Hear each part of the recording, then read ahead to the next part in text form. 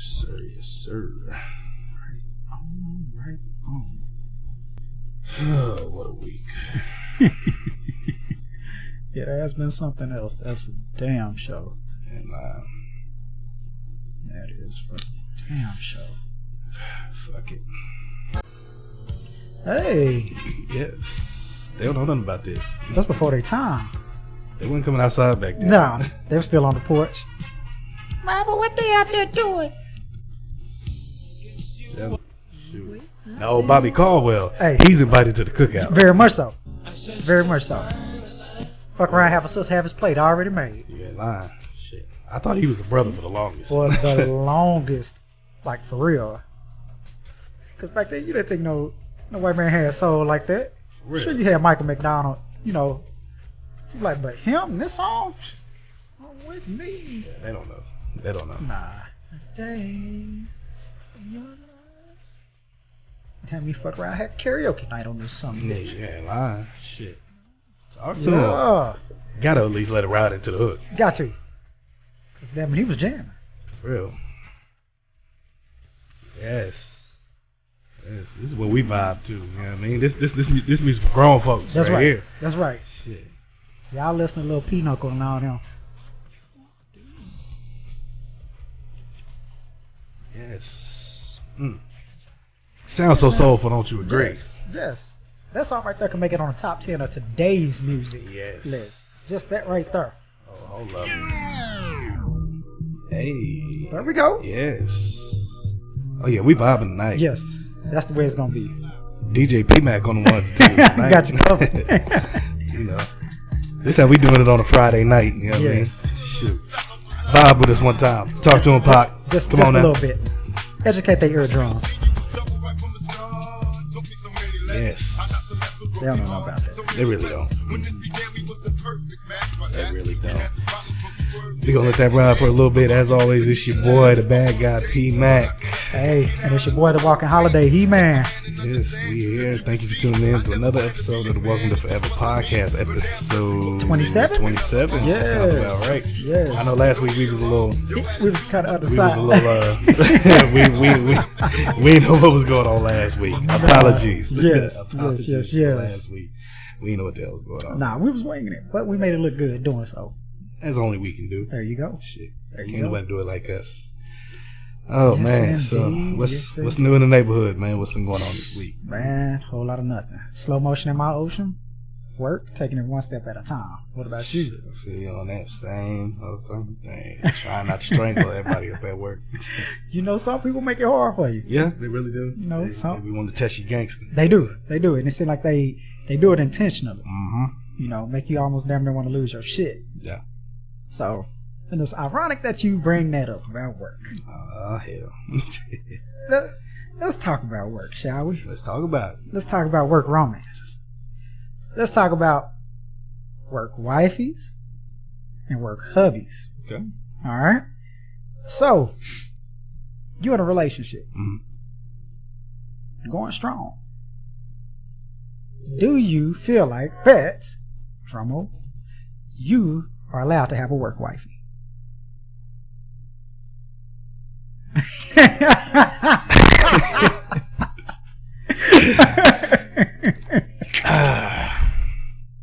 Going on good. I almost feel like I'm the wrong person to ask about this. No, Because the right I person at the right time. I have violated my rule at every job I've been at. So I don't even know why I have this rule not Say to get what? not to get romantically or sexually involved with my coworkers. Okay. And I know this is completely separate from the whole work wife Right. husband thing, but they somewhat go hand in hand. Okay. In certain aspects. That is true. And I just feel like I'm the wrong person to ask about. I don't even know why I have this rule. I have broken this rule at every job. I've had 4 jobs in my life. I have broken it at every single one. All right. So Whether I have actually gotten with somebody or I have slept with somebody at my fucking job. at your job. Yep. That's just all there is to it.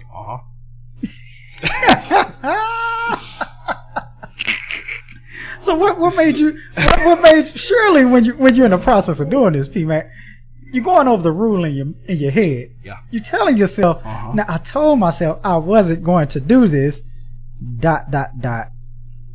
But what ends up making you change your mind? They just be looking so damn good. Just can't say no. Is that what you're saying? I love women, man. I can't help it, man. I understand. I always have. I've every single fucking job. Okay. It never every failed. single one. Never failed. One way or the other. So, knowing that I have done this, I would prefer not to have a work wife. Okay. And I would not want my future boo thing, right, to have a work husband. I'll put it to you like that. I'll just leave it like that. Just no. Yeah, flat out. Not doing it. Flat out. Because for the most part, a lot of women are okay with having a work husband and then going home to their real husband or their real boo thing. So I just found that interesting, so to speak, because I want to know how women feel if their boyfriend, their man, they boo, they husband have a work wife, somebody that comes check on them. Oh, what you and your girl getting to? Oh, you look mad. What's going on? What's wrong? Oh, I'm going out to eat. You want something? Here, let me bring this to you. Oh, come and talk to me. So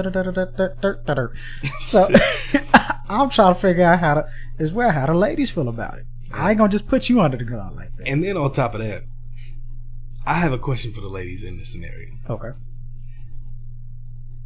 Ladies, are you aware that your work husband literally wants to penetrate you? I don't care if he has a wife at home, he got a girlfriend, whatever. Sure. If he got a boyfriend at home, he wants to penetrate you. He said a boyfriend. You know what? I think a part of them do, but that's what gets them off. Because if he's into that guy that goes to the bar, he's married, he has a girlfriend, but when a girl look at him a certain type of way, he feels good about it. Yeah. It makes them feel wanted. It makes them feel, I see him every day. I ain't got to take him home. We ain't got no drama. It's nothing but cake, cookies, cotton clouds, and all that shit. So I think they kind of enjoy the fact that he wants to fuck, but he makes me happy at work. I ain't got to go home and deal with that bullshit. I think a small piece of me feel like they enjoy it. Because that dude, he's just waiting. That's it. For you to come into work one day crying or emotional or feeling down because of something that's going on in your relationship. And he is ready to provide that shoulder to cry on and that dick to ride on. The 2-for-1 special. He's just waiting. Like that. He's just like waiting. That. I agree. So, I'll pass. Likewise. How can I put it? Because when I get into a relationship, I'm really into that shit. And so we could be cool, we could be chill, but to the extent to where it be too much, I can't do that. I feel like sometimes a woman has more leeway with the work husband than, say, for instance, a man does with a work wife or female friends or things in that regard. So now, me personally, specifically, if I'm in a relationship, I'm not gonna chance it. I'm not gonna risk it. I'm not even finna deal with it, so to speak. And then on top of that, men know that women like to discuss, their problems. Right. Somebody to talk to give an unbiased opinion on what's going on. Correct. Men understand this, and they will play on that. Damn, he did what? Come on, tell me about it. Then next thing you know, you're telling him all your business about what is going on at home. So ladies, imagine if your man has a work wife and he's going telling this girl every detail. And I'm not saying it's every situation. Right. When a woman has a work wife and vice versa. But I'm sure a large percentage of the time this shit is occurring. So ladies, how would you feel if this woman that your man works with is telling her everything, every little detail, every argument about your sex life, every little thing. He's telling him about how he don't like your mom, this and that shit, or how your mom don't like him. He's telling this girl all of this shit. How would you ladies feel about that? You know that they can't even talk. Most women can't even talk to their best friends, let alone think about him talking to another female about them. So they be pretty fucking pissed off. Yep. Pretty angry, pretty upset, pretty dissatisfied. Because you can best believe, before she even pull up in the parking lot, sometimes you can come pick you up to work to come drop you off some food. Women have an intuition. Mm-hmm. They have an intuition. They kind of pick up on shit. So as soon as she walks in that office, in your workspace, she gonna already have a feel like, who is that bitch? Now, she ain't gonna, how I put it, she gonna drop it off. Yep. She gonna eat. But when your ass come home, oh, you gonna hear about it. you gonna hear, who is that bitch that, you know what I'm saying, that in that corner office, like, I'm just curious. Oh, there ain't nobody. That's just, Kimberly. I don't like her. Or, I don't know, she kind of looking at me strange. There's something about her that just don't sit well with me. Mm-hmm. They automatically have an inkling of either A, who they feel like their competition gonna be, or B, who ain't about shit.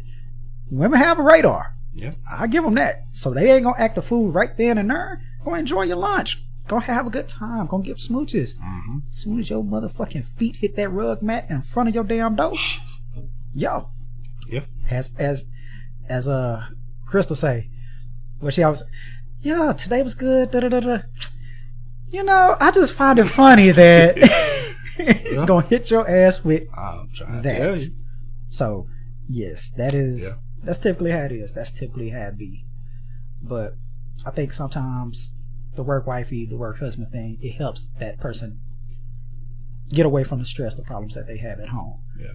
And it literally goes from they be more happy at work than they do be at home.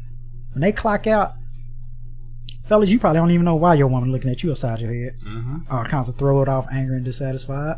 Why? Because she had a nigga that brought her food at work, probably massaged her damn feet in the office.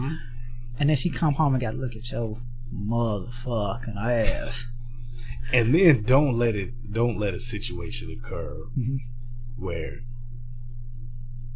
I'm not forgetful. I got a steel trap. Right. I don't forget shit. No doubt. But I know a lot of motherfuckers are just dumb as fuck and always forgetting shit. Mm-hmm. Don't let it be something like you forget her birthday and he remembers. Mm. And so she's in this good mood at work. But then she comes home because she's mad. Bro. Because you didn't remember. Right.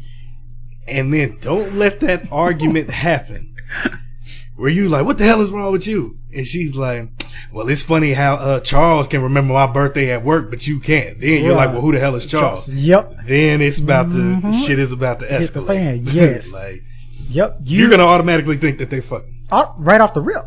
Right off the rip. Guess what? You go pick up from work, nigga, you going to be outside of the car, sitting on top of the hood, trying to see who the fuck Charlie Brown, Charles Blow, Curtis Blow, Charlie and the Chocolate Factory is. Throughout that whole endeavor, who the fuck is Charles? Who he be? Baby, I'm finna go to the store. Charles there? Wow, nah, I'm going with you. Shit like that. So now, I feel like work wifeys, work husbands, get why people have them, but at the same time, they complicate too much shit. Yeah, lying. It just ain't worth. In my eyes, it's just not worth it. Fuck all that. When you got something good at home, it's just not worth it. Yeah, and it's hard enough pleasing one woman. Right. Because if you have a work wife or a work husband, more so for us, it's gonna go both ways because we're gonna have to be there for them too. Yeah, it's too much fucking work. Man. Way fuck too, all that. Women have it easier when they gotta work than we do when we gotta work wife. We got a woman at home and we got us. So now we got two women that we gotta take care of, and we're only fucking one of them. That's it. And then we're just hoping to. Some of us are hoping to fuck the other. Exactly.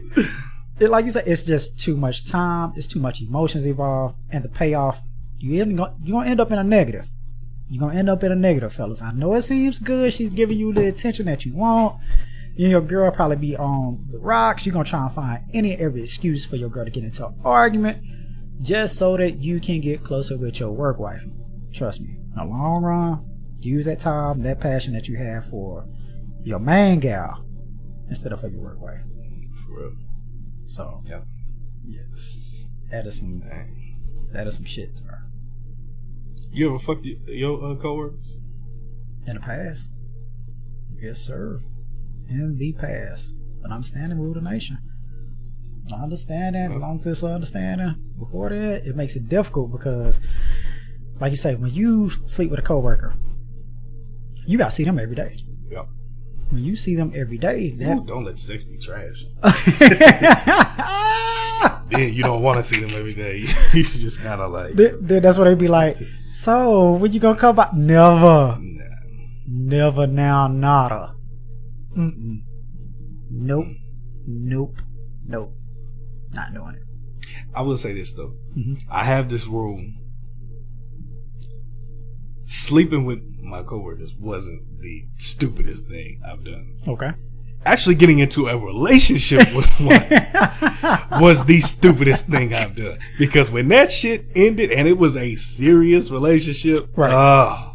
It was, and you gotta see them every headache. day, bro. It's a fucking headache altogether. Bro, you gotta, man. That is mad wicked. Mad wicked. I was being a fucking dumbass.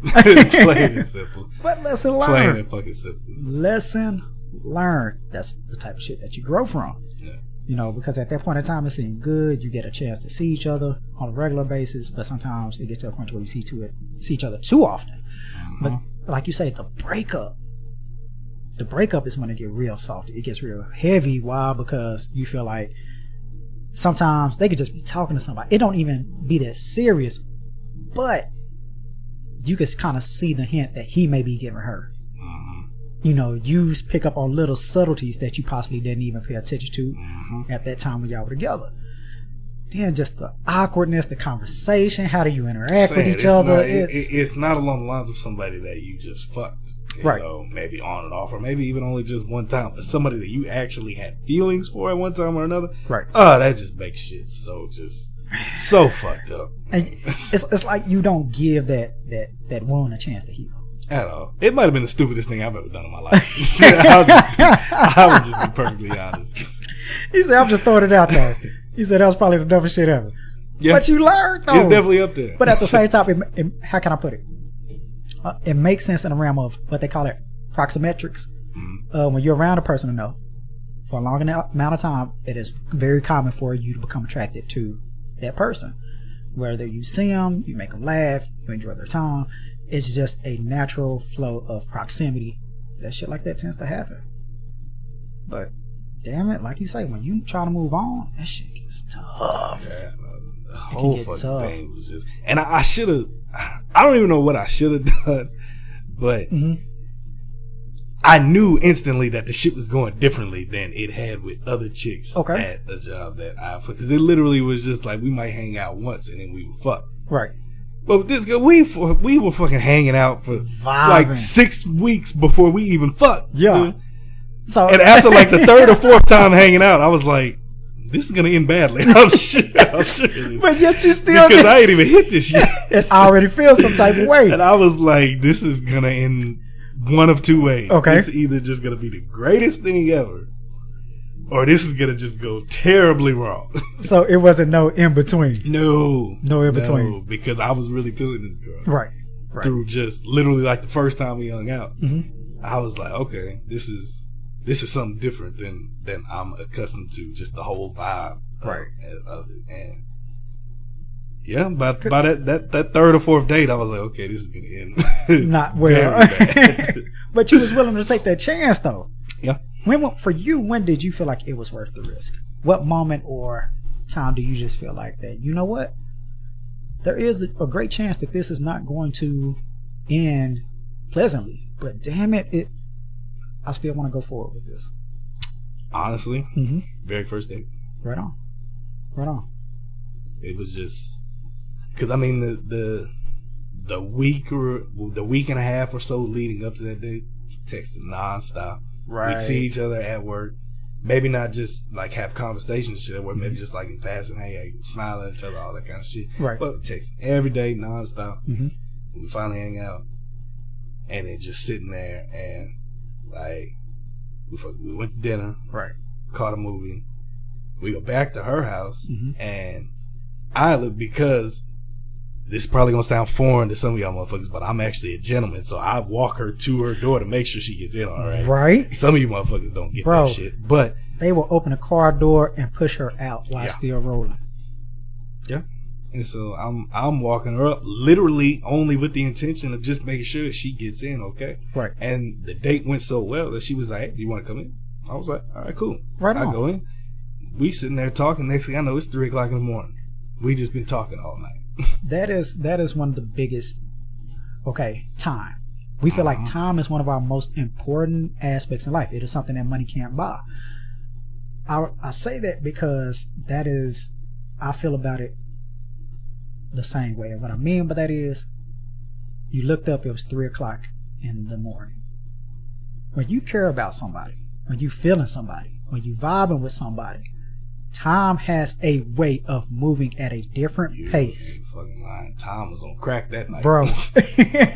Bro, because it was like 11 o'clock when we got there, and then I look up and it's fucking 3 o'clock, and I done been over here damn half the fucking night chopping it up.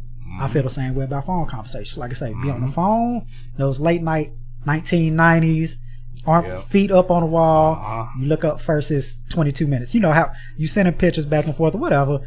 Oh, let me send you this text, show you what I found. 22 minutes in. Next thing you know, you look up again, whatever reason, hour and a half. You look up the third time, 3 hours, 32 minutes. You don't know where the time went. That is, so I feel you on that. When you vibe with somebody, when you care for somebody, when you are in that zone with somebody, that time has a way of moving around pretty motherfucking quick. Yeah. Pretty quick. And even though I openly sit here and admit it was the stupidest thing I've ever done in my fucking life, okay, I'll do it all over again. Right on. Right on. I wouldn't change not one thing. What do you feel like you gained from by doing so? Patience more than anything. That's what's up. Patience in really getting to know somebody and really taking my time. Right. I say that's probably the biggest thing. That's important because especially when you vibe with somebody, you want to be able to take them in. You want to savor them. You want to be able to enjoy every waking moment there is. So that makes a lot of sense. Yeah. That makes a whole lot of sense, especially the fact that you admit that you do it all over again. Wouldn't change it for the world.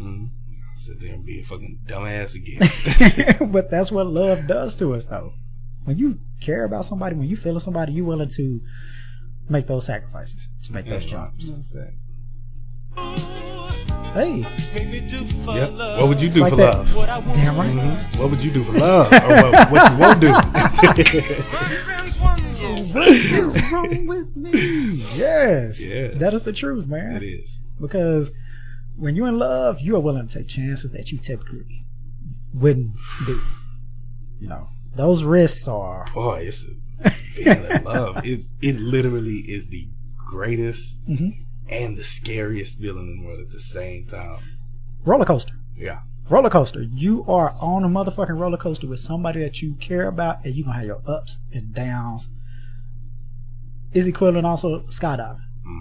You don't know if your parachute going to open a motherfucking knot. You getting the thrill of your life. If it opens up, you like, right on. Then you question, when does it open up? Is it going to fail you? And then also that fear is of the unknown. You do not know. You really don't know if this is even going to work out or not. Right. And in most cases, it doesn't. It has a track record. That's the dilemma. Is it worth it?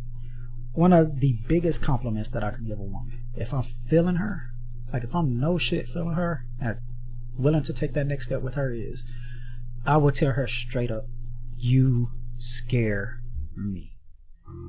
You scare the shit out of me.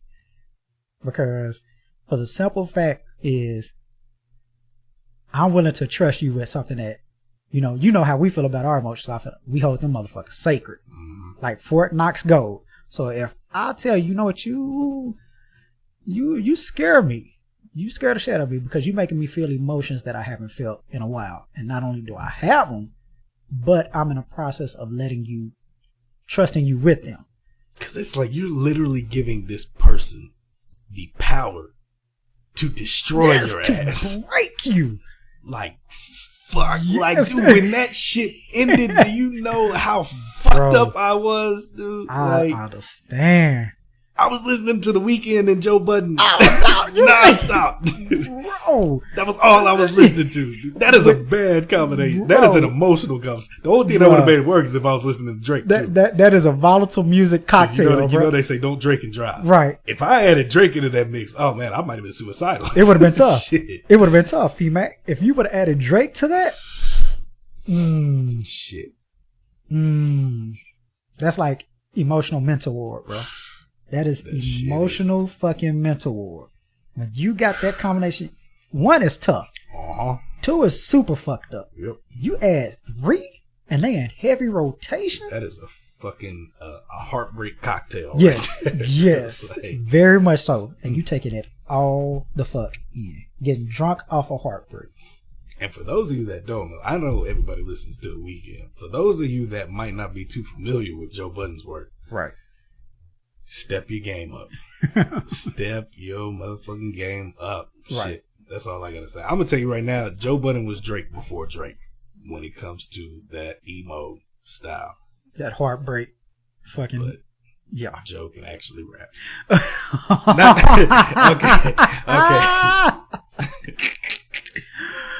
Oh my goodness. Drake can rap. It's not like he don't write. They say shit. They say he got Caspers, bro. He got Caspers. They say he got ghostwriters and shit. I'm not denying that he got ghostwriters. Mm-hmm. But he does write some of his shit. Right on. I'll at least give him credit for some of his shit. Right. But he do got Caspers. When I say a real rapper, it's because ain't nobody penning Joe's shit. Right. And check the shit out. That's all I'm going to say. You feel it. Which one would you recommend? That is dealing for a situation like that. Shit, take your pick. No shit. For me, it was actually ironic. All right. When, at the time me and her were together, all right, we were together when Joe dropped All Love Lost. Really? So I listened to it when we were together, and I loved the album. All right. And then we broke up the first time. A month later, the album hit completely differently. Hearing everything, every word, everything differently. I was like, oh man, it's like he's telling my fucking life story, man. Man, it was just rough. No doubt. Yeah, it was a crazy time, man, because then it was like we were just kind of stuck in this gray area. We were still doing shit together, right? Still going out of town, doing all this. So we were in this gray area. And I swear it went on for like all together off and on like two years and some change, bro, because in this fucking gray area where we had broke up initially, but we had shit planned before we broke up, right? And like dumbasses, we still did the shit together.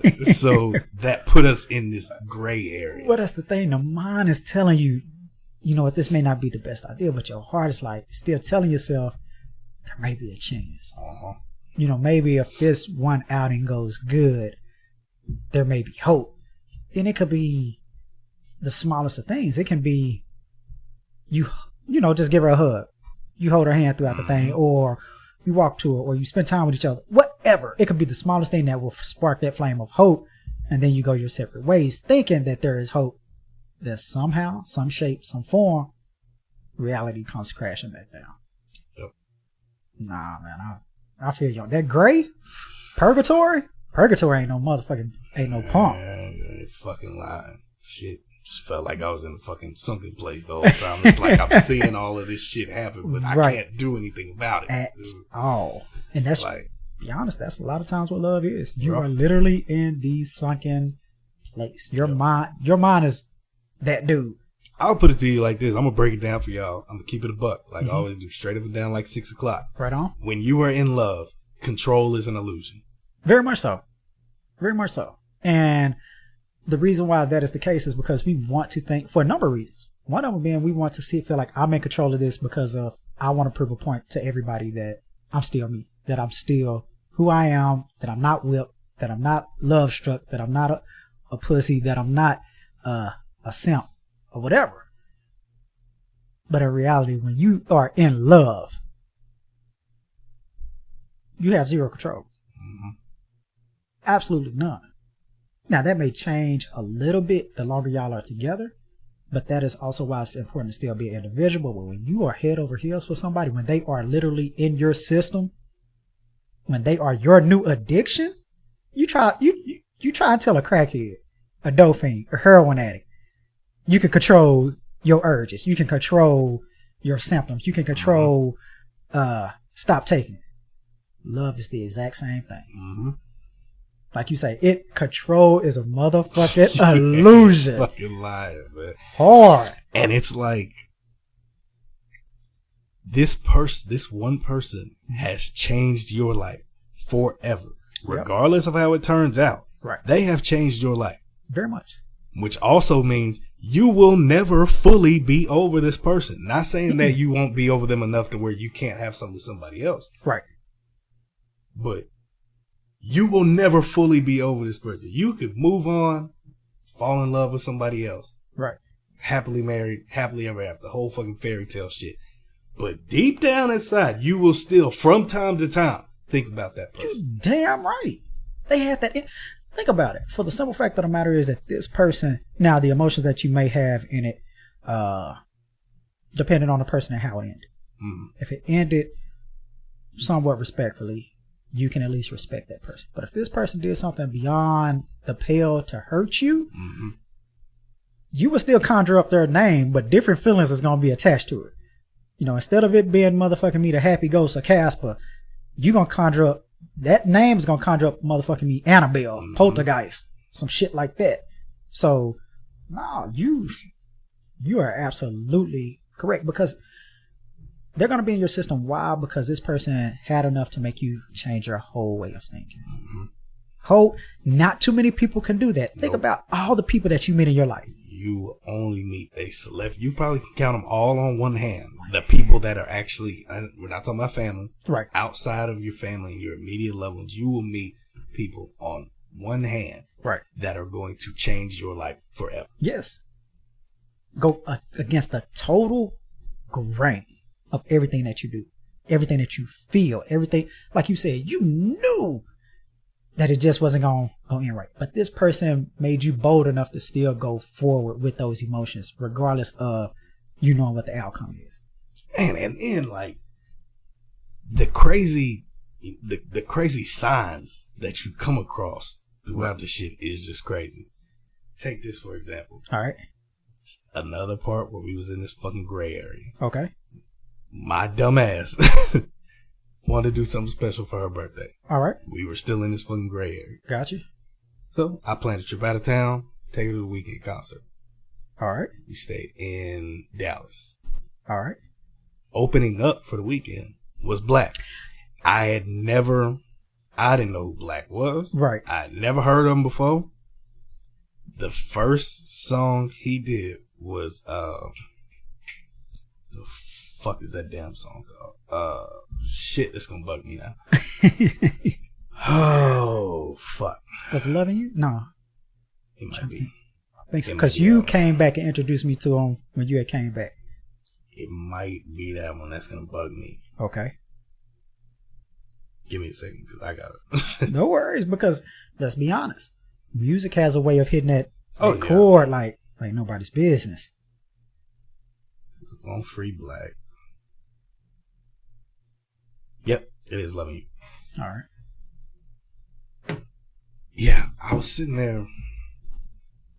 I was listening to him perform the song at the concert. And it resonated with me a little bit, but it wasn't until after the trip was over when we got back in town and, you know, she was doing her thing, I was back doing mine. And I went back and I listened to it again. It really stuck with me. One particular line. All right. He said, "I don't want to lose myself loving you." Yeah. I was like, we're in this gray area. Mm-hmm. I'm losing my fucking mind. Mm-hmm. And I literally had lost myself. Right. Throughout all of that shit. Being stuck in that gray area. Right. Hanging on to that last little bit of hope. Mm-hmm. That this girl, the girl of my dreams at the time, that I wanted to be with and that I wanted to spend the rest of my life with. Right. I was hanging on to that last little bit of hope and I was losing myself in the process. When I really sat down and thought and looked at it that way, that was when I had to make that difficult decision to cut ties and walk away. No doubt. No doubt. Hardest thing I've ever had to do in my life. No, man. But it had to be done. You had to save yourself from yourself. Yep. You had to save yourself from yourself, because when we are in situations, and that gray, one of the biggest things that really loses sight of ourselves is we try to rationalize everything. Mm-hmm. We try to make it make sense, to make it fit the actions while we're doing it. Other people around us may throw it to us, but we will try and do any and everything that we can to make it all make sense. But when we pull ourselves from that ledge, like I say, it's difficult. It is difficult as fuck. So, I get it goes to show the power of music. Mm-hmm. Brought it up. You was able to think on it, chew on it. Just the fucking sign of that shit. We've been stuck in this merry-go-round, going in circles for so long. Right. And I just happened to, because The Weeknd was her favorite artist. Mm-hmm. So, fuck it. Take it for her birthday. The concert was pretty close to her birthday. So I was like, fuck it. That's right with it. Tell you there, this dude opens up. Wasn't even thinking two things about it. Never heard this dude before in my life. And he opens up with that song. I was like... Felt like that was your sign? Very profound. Very fucking profound, man. Bro, music is a son of a bitch. It is. Man. It is. That's why, outside of basketball, that's my love right there. Oh, it shows. Basketball is obviously always going to be number one. It's been my love since I was 3 years old. But music is right fucking there. Yeah. There's nothing like it. It is nothing like it at all. Period. Mm-hmm. Period. Not even open for discussion at all. So, obviously, we understand that relationships are important. When you give yourself to somebody, it is highly important. For your next go around, what is the biggest thing that you're looking for? What would she have to, let's say, not provide you, but what are qualities that she has about herself going on that you would look for that be like, you know what? I could fuck with her.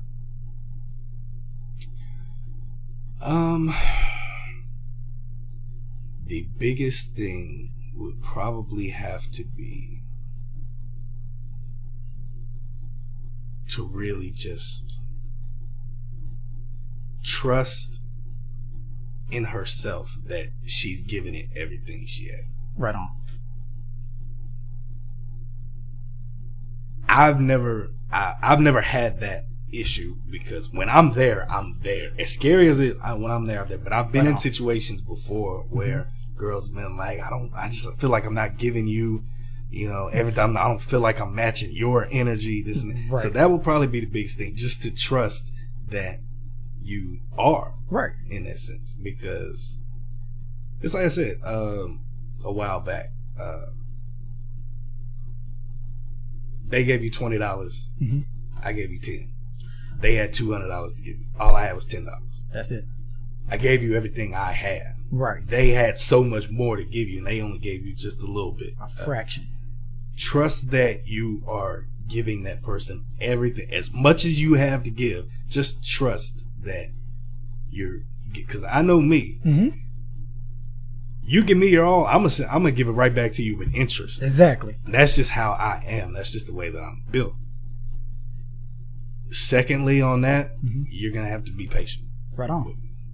Because it's going to take me, especially over the last few years with what I've gone through, it's going to take me a little while to get to that point. Right on. Where I am giving you absolutely everything I got. No doubt.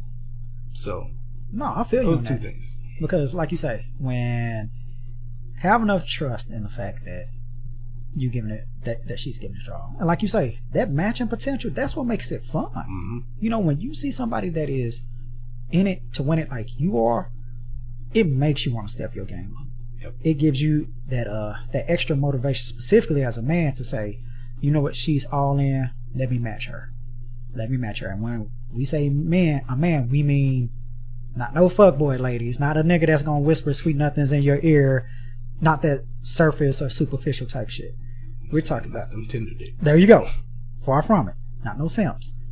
But we mean that somebody that is really, really willing to go in the deep end with you.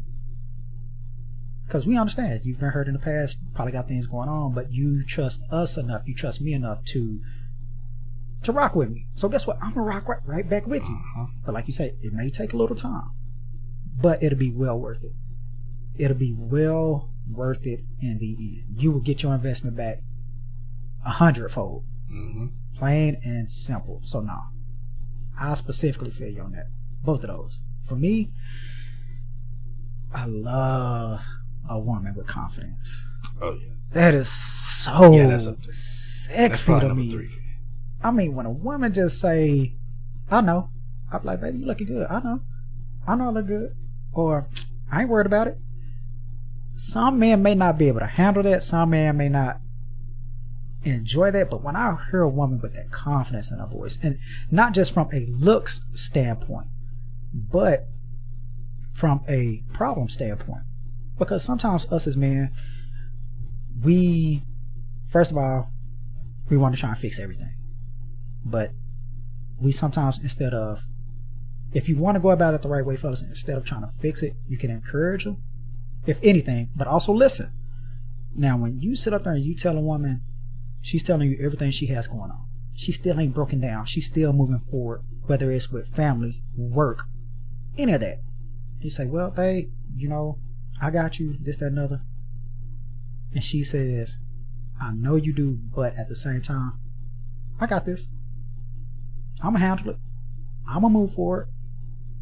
They piss me off, but I'm going to find a way. I'm going to make it work. That is so sexy to me. That is so, because that tells me that if I don't have the answers with some shit that I'm going through, she going to be in my corner to say, you know what, let's figure this shit out together. She's not going to just be like, well, nigga, I don't know what the fuck you going to do, but she'll be able to say, let's figure this shit out together. Let me pick up your slack. So when a woman has that confidence, not just in her appearance, knowing that she looks good, but confidence that she's going to find an outcome that she's looking for a problem, bruh, that is particularly sexy to me. Where do you stand on those women that, two different kinds? All right. Those women that when you compliment them, you tell them they're beautiful, and they're like, no, I'm not, stop it. And they actually feel that way, versus the women that are just fishing.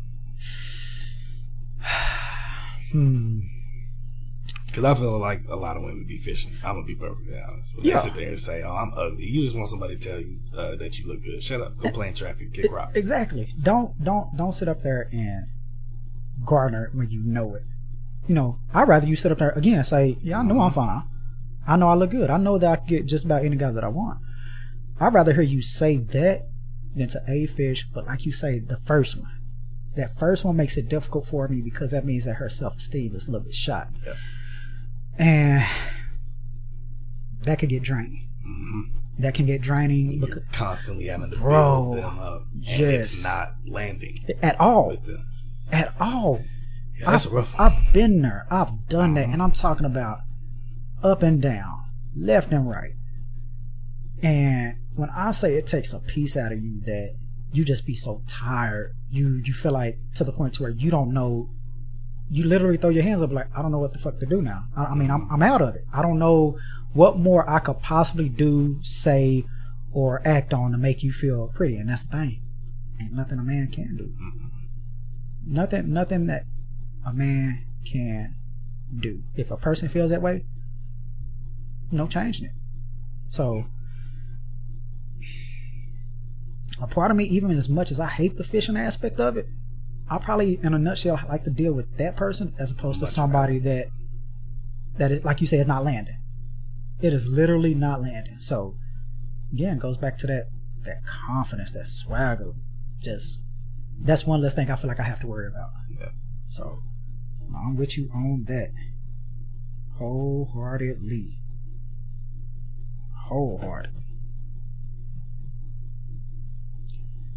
Shit, yep. But yeah, it's something else. Yeah, it definitely is. Ooh. Relationships, all that shit. Man. But you gotta be a special kind of stupid to go down that road. What, relationships? Yep. Yeah. Yep. But you know you what? gotta have a part of you that's just a little off. Yeah, you gotta be Do that cuckoo for Cocoa Puffs. For real? But at the same time, Once you get there, though, best feeling is fucking best feeling in the world. Yeah. what is one of the biggest? Okay, let's say for instance you get into a relationship. What is one of the biggest things you are looking forward to? I'm trying to see how I can put this. What is the biggest thing that you are looking forward to when it comes down to past potentials? Give you an example. For me personally, when I find that somebody, when I'm with that somebody, I look forward to telling people I'm in a relationship.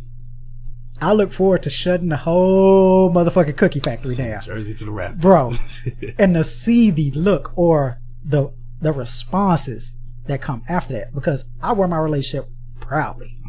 When I'm rocking with you, one of the first things I'm saying, hey, let's go introduce, because I feel like you ain't supposed to just introduce any and everybody to your family, to your mom, your dad, your kin folks. So when I tell you, hey, I look forward to you meeting my pops, I look forward to you kicking it with my family, meeting my brothers, or playing dominoes, meeting my aunties, how we wild out. When I mention that to you, that means that you're special in a whole different way. But when I'm able to tell everybody, hey, I'm done, I'm in a relationship, I'm looking forward to the instant messages, the text messages, all of that shit. Oh, so yeah, I am. Why? Because there are so many people out there that felt like they had a chance, or for some ungodly reason they got torn away and it just didn't work out. And me, I know female friends that when they started talking to somebody, they cut me off. Yep. 100%. All the time. Cut me off. And guess what? No hard feelings. No love lost. Totally understandable. However, dot. When I do the same thing, I do not want to hear any damn thing. Nothing. Now, not. Period. I do not want to hear, but wait, what about, no. I look forward to no. It's just not going to shake. No. That is one of the biggest things that I'm really, really, really looking forward to. Yeah, I hear you on that. And it's getting closer. And I know for me,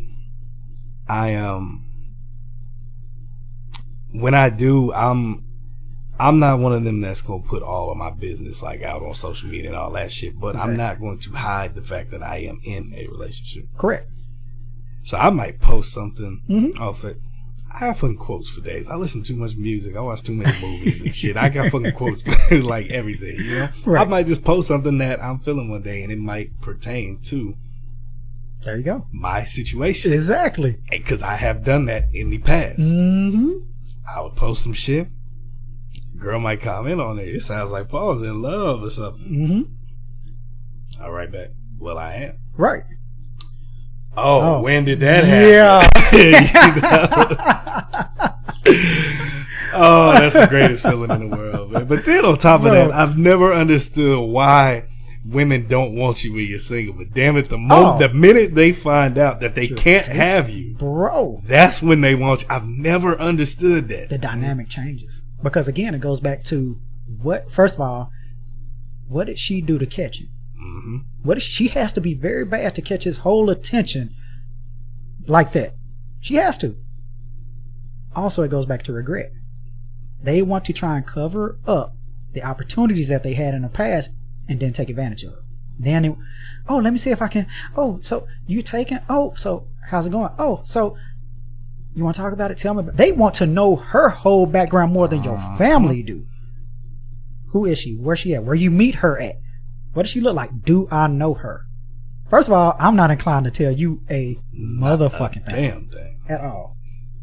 And so, just like you say, with social media, I will respect my relationship. Possibly let it be known through a song, by whatever means, it's gonna be known that I'm with somebody. But two, one of the biggest things I love is if a woman don't have social media. she doesn't have any form of social media, that means we could be selfish with each other.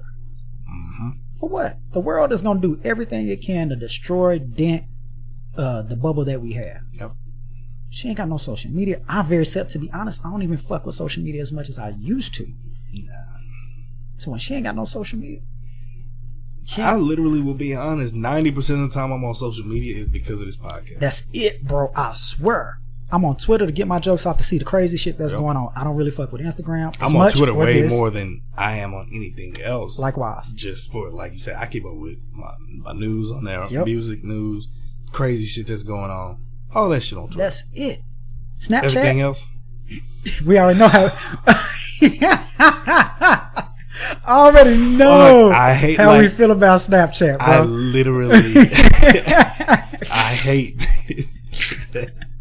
bro, it's the dumbest shit ever. I hate when I exchange numbers with people and then I text you and there's no response. None. Period. But then I see so and so has added you on Snapchat by your phone number. I'm like, oh my god! But they're sitting there writing me through this shit. Really? Don't you love it? No. Isn't it great? No. Isn't it fucking awesome? No. Yes. And they be so happy about that shit. No, I don't understand, bro. It makes I fucking no sense to me at all. I don't fucking hate it, ladies. Whoever that lucky lady is that locks me down one day, come to me and just be like, delete all your social media. I'm like, baby, it's already gone. Bro, I ain't got no problem with it. That shit will be gone quick, fast, and in a motherfucking hurry. Like I say, first of all, if I'm with you, you can have my password to my phone. We'll just create a fucking website for this podcast. Yeah. And fuck all that. You know what? Fuck all that bullshit. If we gon' rock it, you know what? Fine, keep social media. We'll go back to MySpace, bro. We'll go back to MySpace. There ain't nobody on that at all. Period. That would be our own little crevice. Create a whole new MySpace. Bro, I just tried to look my shit up the other day, and it's still they done changed everything on that motherfucker. It's mostly like a music site now. Yes, that figures. Man, them used to be days. I used to spend hours because I used to whenever they made them customized sites to where you can completely customize your background. I would spend like 2 hours on that. You remember the drama they just finding your top friends? You had your music playing when they came on your page. Give me that back. Boy, I remember whenever I would whenever I'd be working on my background, it was almost like I would shut my whole face, but like I would black everything out. Okay. And then put like maybe as my caption, my headline, I would put my page under construction to be back on this date or some shit like that. I was so fucking corny. I was such a fucking loser. We was doing our best. We was living our best life. But yeah, that shit got taxing. It got to the point where I just put all of my family in my top 8. That we didn't have I'm like, look, that's my brother, my cousin, my sister, everybody else. Fuck that. That's it. Because it got a hassle. Right. I mean, and back then I was a little too nice to say that, well, I'm doing something with this bitch now. You're not doing it for me no more. So she is now my top 8 instead of you. Right. I was too nice back then to say that. So I just took everybody out and just put my family in. Just at the hell with it. That saved all that shit. Nah, I feel you. But then what did they come out with? Like a top 70? Yeah. Some shit to where you could. I kept mine on 8. Left it alone. Left it alone. I was like, I don't even know fucking 70 people that I would want in my fucking top. I was like, there's too many. Like I said, it reminded me of that T-Mobile commercial. Why is my girlfriend in your top 5? What are you talking about? What? Secret lovers. I'll just go ahead and take that. So, no. Man, one thing I did hate about it, though, is that I had my page, too. I didn't have my shit on private. Okay. My shit was on public. I didn't give a fuck about all that. I think my own was, too. I'm like, I don't understand that when people got their fucking Facebooks and their Instagrams on fucking private. I'm like, who the fuck you got 8 followers. Right. But, no, just because people be sitting there, especially women be sitting there, oh, I gotta make sure don't nobody be stealing my pictures, this and that. Bitch, stop it. Ain't nobody trying to take your shit. Not worried about you at all. But I used to have my shit just open and all that. And I remember when I first got it, my mom used to go on my shit all the time. No. And so she would see these fucking girls leaving comments. Oh, the comments were public too. I was getting asked about that shit every day. But who is this? Who is that? Who is such and such? Who is that? If we go all the way back to episode 1, I remember when me and one Miss Maggie that I talked about on episode 1. Right. We were having a small, short conversation through our comments, and she left a comment on my shit. Mm-hmm. Oh, my mom went right for her. No. She went right for her. She was like, who is that? She's cute. You need to talk to her. Do you know how long my mom kept asking me about her? She tried to get down to the bottom of it, P. I was like, I already got a crush on the girl. I already had a fucking crush on the girl all throughout high school. Now I got to deal with my mom asking about her all the time, even after we fucking graduated. Okay. Oh, it was just a hassle, bro. She was just trying to be your wing. She was trying to get to the bottom of it, trying to motivate it, will it into existence. It was like a fucking hassle. And then I remember when, for a short stint, when I did put my page on private, all hell broke loose. My mom was mad she couldn't see shit. I was like, here we go. I was like, it's public again. Shit. Oh, that shit was whack. Social media in a relationship can beat the devil. It can. So, nah. That I'm not one of them to where we'll swap pictures with each other. We'll create our own little thing to where we take pictures, possibly a select few seasons, things of that nature. But I'm just a firm believer that it causes a lot of chaos on a relationship. Yep. It causes a lot of outside interference. It's too much access. It is. It gives people too many thoughts, and not in the best kind. You advertise your relationship in the biggest manner possible, people are going to try to wiggle their way in. Damn, he do that for her? I wonder if he could do that for me. Damn, she do that for him. Damn, she bad. Let me holler at her. No. Nah. So if she ain't got no social media, the only reason why, like you say, the main reason why niggas on social media is because of this joint right here. Yep. That's the biggest reason, point blank, period. Interacting with people in the group. That's it. And which literally that just leads all back to this, because y'all provide a lot of our topics that we freestyle about. Y'all provide a lot of this shit. So speaking about the group, P-Mac. Oh, what do we got? Oh no, we finna talk about what the fuck you done did. Don't talk about what the fuck we got. When you know what the fuck we got going on. No, yeah, we 57 minutes in, but damn it, we can go as long as we want to. Yes. This is our fucking show. Break it down. Hit me with it. Let's talk about this. Hit me with it. Let's go. You say I'm a little bored. Hot damn me. That's what I'm just relaying what you said. Let's talk about it. I still gotta get my shirt made. Right. Yes, you ain't shit. A few other things. You got a few of them that's got to get made. Oh yeah. So let's talk about it. Come on. That motherfucker blew up mighty nice. And the word was, what was it? Who would you smash in the group? And oh, how the comments came flowing down. The correct question was, okay, it was something along the lines of, is there anybody in the group that you are attracted to? That is correct. That was the and initial. Would you be interested in hooking up or smashing? Okay. So what? And then part 2 of that question was, is there anybody in the group that you have already smashed or hooked up with? Right. So were you satisfied with the destruction that you I very was. And it is interesting that you use the word destruction. Okay. Because shout out Miss Tina. She has given me another nickname. Oh, fuck. You have coined me the bad guy. Correct, which is reasons. Very, very true. Ask us about it off air. We don't want to implicate anybody, so we can't tell the story on air. That is true. She, because of that incident, has taken to now calling me KOC. The King of Chaos. That is very, very fitting. I was like, it is fitting because I literally just broke the group out of board. I did not expect that shit. It went. Fucking Will is posting pictures of dinner, sending it to Crystal. And she still didn't respond. Oh my. And all she sent was gifts and that's it. No. She's probably trying to process it. No, as far as I'm concerned, she's trying to,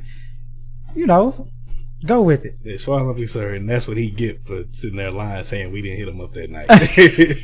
Will, we love you, but we did, bro. We shot at you. We did. That's your own fault. Like, but I know. I promise you, bro. I promise you, some niggas, some got in a group playing Smash or Pass in the friends list. You can't tell me. I know they was. And it's not what I intended. my inbox was blowing up because people didn't post that shit in the group, but they was telling me some shit about who they thought was fine, who they'd holler at, who they smash, why. I was like, oh, okay, you telling me, but you got two options. Why don't you just post it on there or inbox them? Nah, I don't want to make it seem like that I'm too forward, or what happened if she say no. Guys and gals was in my inbox talking about who they gonna smash, and it was some surprising names. Oh, we gotta talk about this. Oh yes, because I need to know. It was some surprising names. Me personally, I did actually answer both questions. Correct. I said yes and yes. Correct. There are some in there that I would be interested in. No doubt. See what happens, and there may or may not be someone or someone's that I have hooked up with in the past. What? Yes and yes. I answered the question. But the reason that I did not name names is because I'm very forward and very blunt. Right. The ones that I would, and it's a handful, I can count them on one hand. Right on. Probably still has some fingers left over. Okay. They already know. Right on. So I don't feel the need to, especially if you already know. Ain't no reason to put you on blast then. What do they say? What's understood need no explanation. Yep. So, no, I feel you on that. That makes a whole lot of sense, like all the way through. Now, if there was somebody that didn't know, I might have played along and be like, you know what, fuck it. I ain't scared of no ghosts. Right. Fuck it. We grown. Rock with it. But in this case, like you say, the intentions is already made. Yeah, they already know. So no need in going that far. But it was sure enough hellified, interesting. It was. I did not expect to get called out. But that's the thing. One day these days, we're going to have to do a mixer. We do. We're going to have to do a mixer and get everybody involved that's willing to either, play Truth or Drink, Speed Date, or just a little mix and mingle for those that are involved. Like I say, oversee these shenanigans and... Oh, yes. Most definitely. Say, for instance, let the guys pick and choose who they want to come. Let the girls pick and choose who they want to come. And then kind of... We can send the invites out. That way nobody knows who invited who. Exactly. And then go for everybody mingle. Exactly. Get a chance to get to know each other. Put up a list of... We need to get a location. We're going to set this up. Oh, this is going to be excellent. Very, very much so. My camera for these. Oh, this shit is going on YouTube. We will be the modern day black version of Love Connection. Yes. Just like that. Who needs Chuck Woolery when you got the Thundercats? Oh, yes. So, we will be back in 2 and 2. I'm trying to tell you, as much as we shit on it, we love love. Yes, very much so. I'm a big supporter. Yes. I want everybody to have love. Very much so. To have a healthy, happy relationship. Yes. I feel like that is important. Like you say, we hoorah, we joke. Oh, yeah, we talk shit. We just getting jokes off. That's it. But at the end of the day, we want any and everybody to find their piece of happiness. Any and everybody to be with that person that makes them feel special in some type of way. So if we could help assist in that endeavor, it ain't February, but we could still play Cupid. Oh, we can. And help that out. So stay tuned for the details on that. We're gonna cook this up. We got a lot of shit coming up the rest of this year. Y'all better be ready. Please do. 2020, the end of 2019, all the way into 2020. June, we got 6 more months left. Oh, these 6 more months is gonna be something. Ain't nobody doing shit like we doing. No, not even remotely close. This. Desperately. They have a lot of things going on with Chip and Joanne and all that shit. Not knocking their hustle, it's cool, but they don't have a relationship, social type thing going on in that regard. So, who better to provide it for them than us? And we're gonna do just that. You damn Skippy. Oh, y'all stay tuned. Oh, it's gonna be a hell of a rest of the year. Hell yeah. I'm excited. I'm excited for a lot of things. Oh yes. So we gonna make it do what it do, baby. That we will. Also, round of applause for the Toronto Raptors. You know what, I was just about to say that. I was just about to say that. Bet that was going. It has been so glorious. Oh man, yes. And we never talked over the details. We'll talk over the details of that bet off air too, because I need to know. But yes, gosh, tell the people how you feeling right now. You know what, I feel like Drake. You know what I'm saying? And I know he's finna be unsufferable for quite some time. I totally understand that. We never gonna get the end of it. But just like how he was looking up, I don't know who the fuck he was talking to during his interview after Toronto. He act like he was out there playing. Like he just played about 42 minutes in that game. Yes, I had a bet with a very special someone, and I hope she's listening. I'm looking forward to getting these things, these absolutely awesome wins. It was, yeah, very much so. No, fucked all the way up.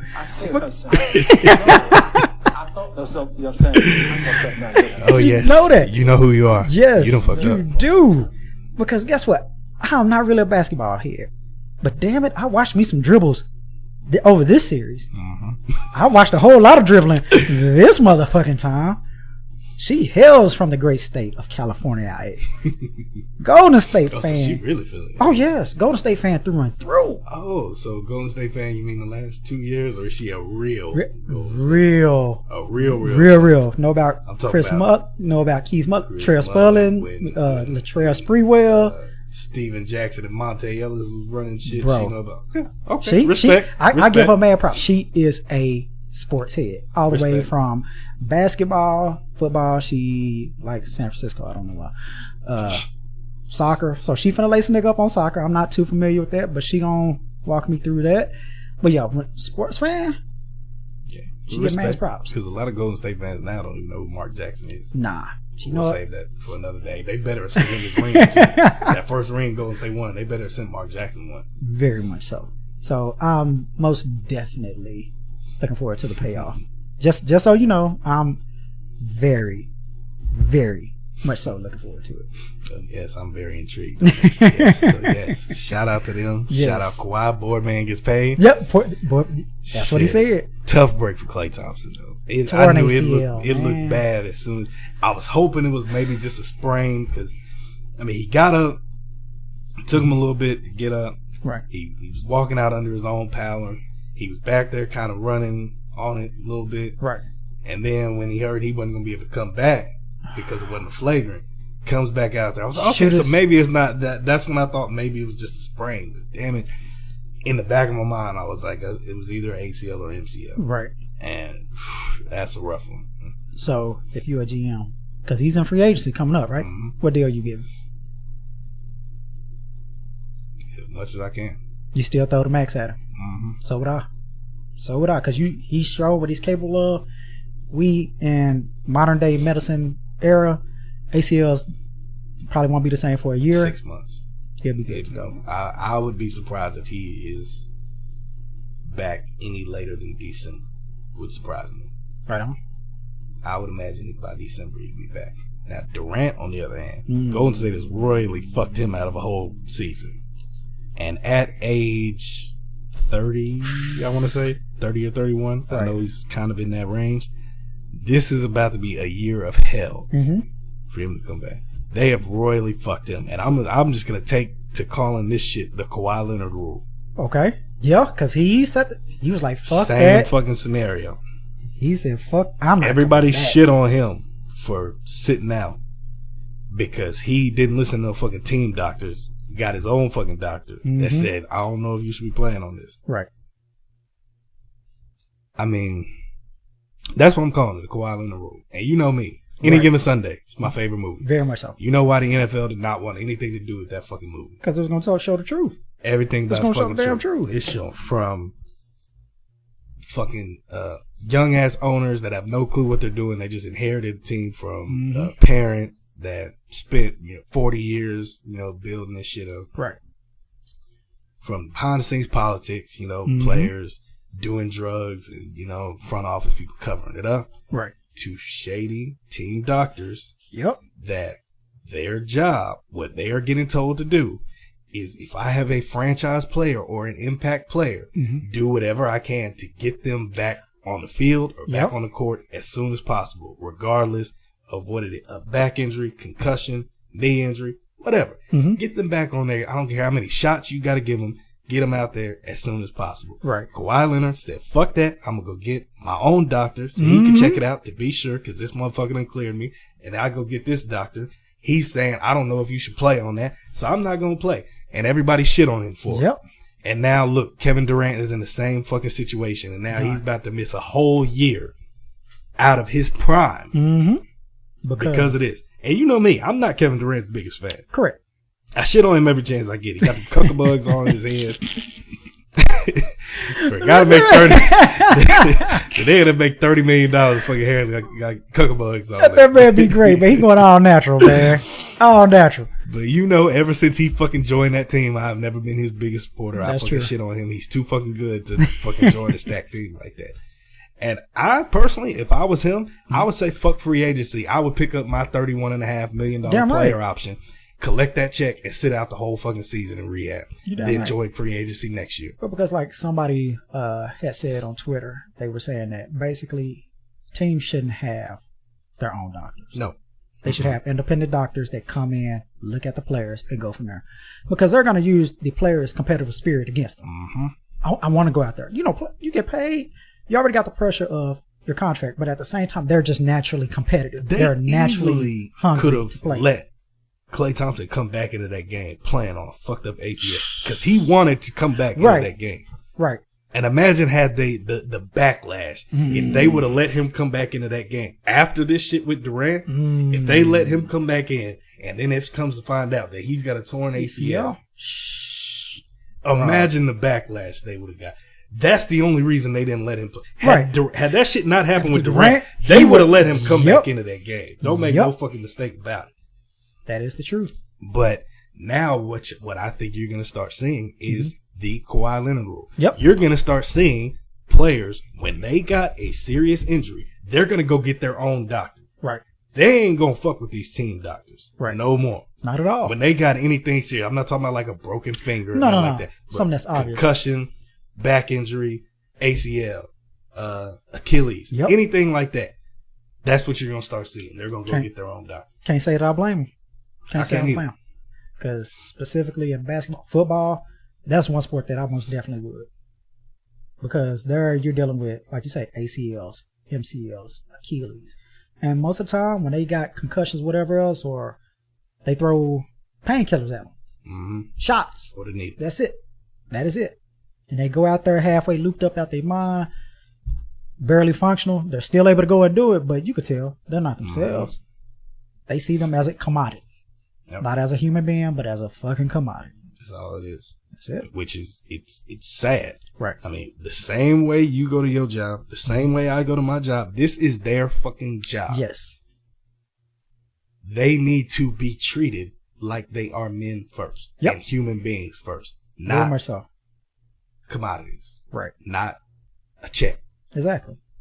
And that's what's fucking shit up right now. That's another thing too.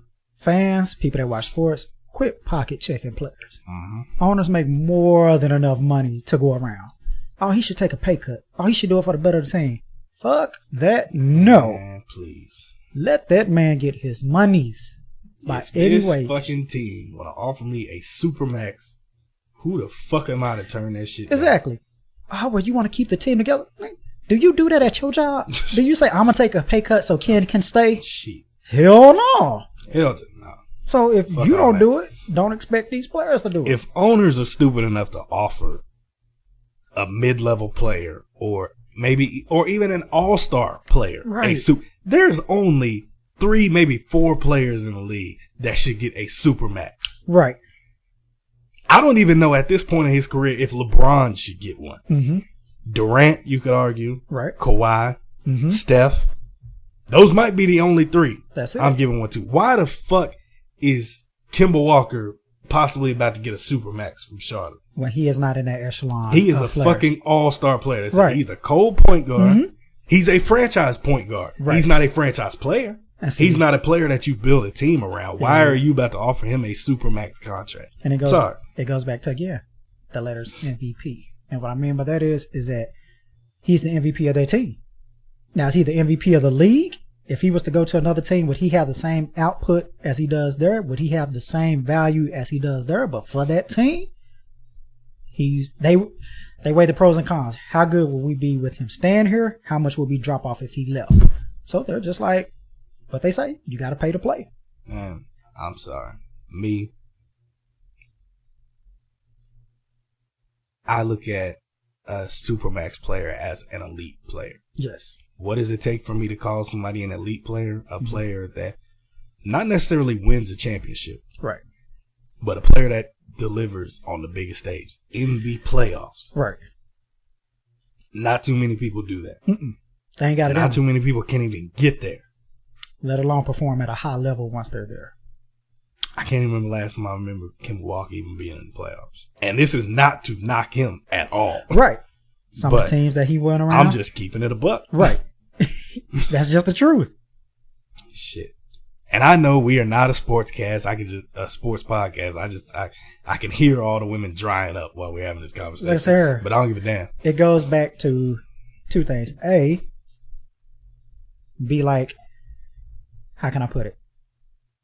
Be like who I'm talking to and enjoy it and figure out some fucking sports.